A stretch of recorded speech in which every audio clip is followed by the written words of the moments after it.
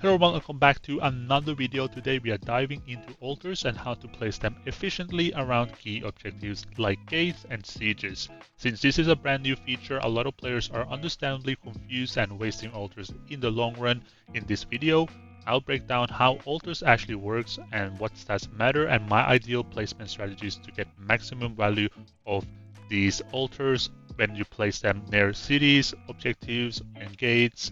And if you want to avoid costly mistakes, use altars properly from the start, and let's jump straight into this video.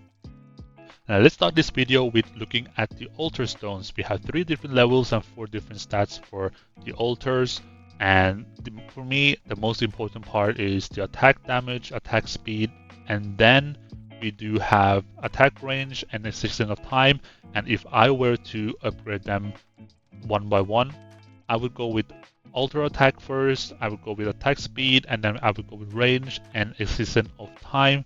Keep in mind, it doesn't really matter if you can get your altars to exist a little bit longer, because you're probably going to be able to construct or produce them in a rapid pace or fast enough pace for you to have abundance of altars ready. And the better the range in this instance, for example sieges, when you come closer to Midgard siege on the gates there, or gates level 19, I think it's better to have a very, at least level 5 range than, for example, extension of time. Because if you look right here, I politically place myself as like a siege position where I can put 3 castles in front of here, and then I can put all the altars in this position right here on the side, and even here on the side here, and you can have like a 3 altars right here on the side, and then you can have alchemists sit right next to it where they can reinforce the altar later, which means that they will get more power, they will get more stuff, and I will show you guys a little bit about that later in this video for the strategies, for my ideal strategies for this. But yeah, the altar stuff, keep in mind, you as an alchemist, you have a responsibility to upgrade all of these levels. If you don't, then these altars become very useless for the alliance. Now let's look at my ideal placement of the altars for gate sieges. Keep in mind, this gate siege has a very easy setup because it's very straightforward. It's not on the side where some of the gates like Erdogani Cliff is, and that can be challenging for a lot of stuff. But for me, for example, for this one, and keep in mind, you're already getting out of your own zone and you're sieging for example, like zone 2, right? Having altars on the side is not a bad idea, because now you can fit 3 different castles in front of here without having to place any altars. So for me, that is a better option, especially if you have these people with fighting master that can do the gate very fast, and instead of having these altars on 2 different sides and placement like alchemists on each side, in my opinion, is a little bit too much work, because it could have been done with having altars. Keep in mind, you have to upgrade the range of the altars. If not, this wouldn't work.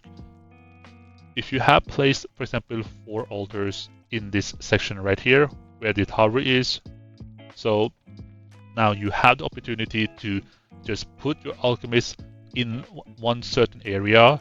For example, here where number 77 is, and then you place them around this so they can reinforce the altars much easier. You don't have to have them spread out, and then you can have all the fighting masters over here on the left side, and then you can have all the people back here as well to help with the siege.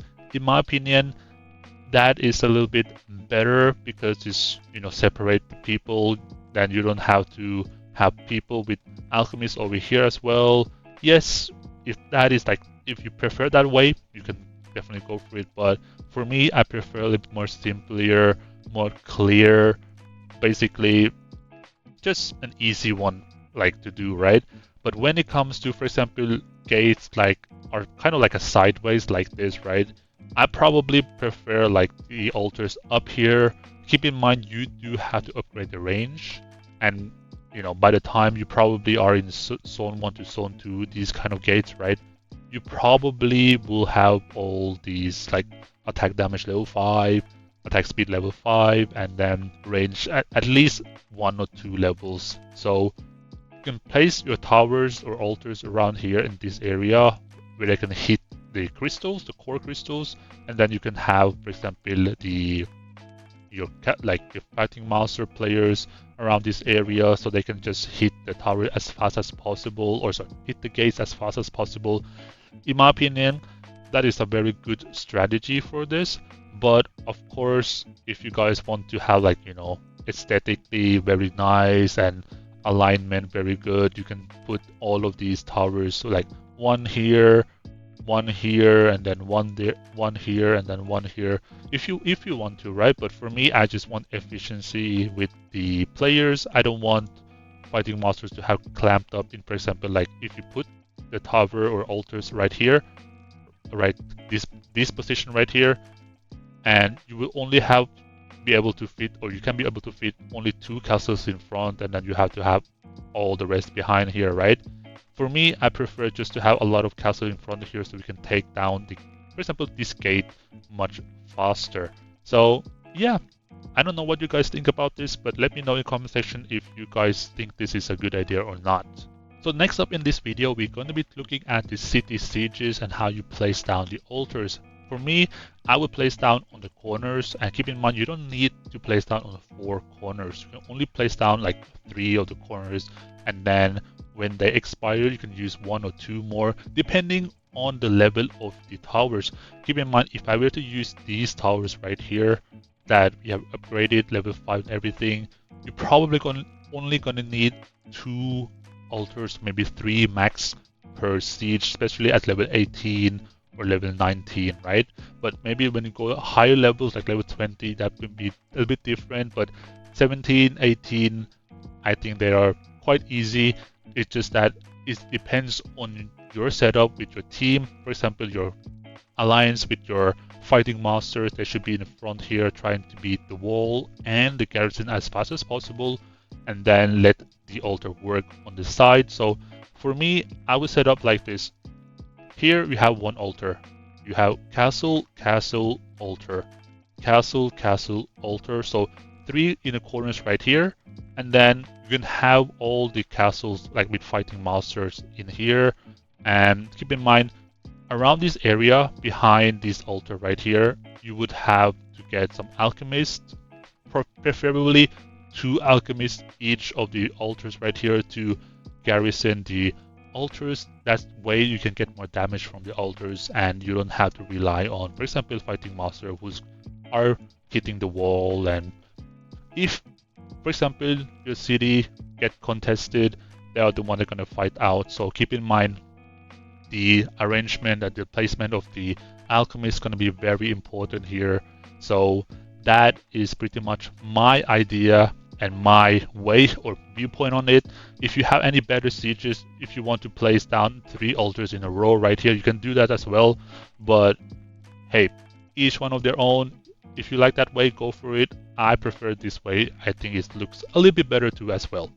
So that's it for this video. What do you guys think about my viewpoint on how you set up the altars? Do you guys have anything better? Please let me know in the comment section, and then we can discuss about it there. And that's it for this video. Thank you guys for watching, and see you guys in the next video.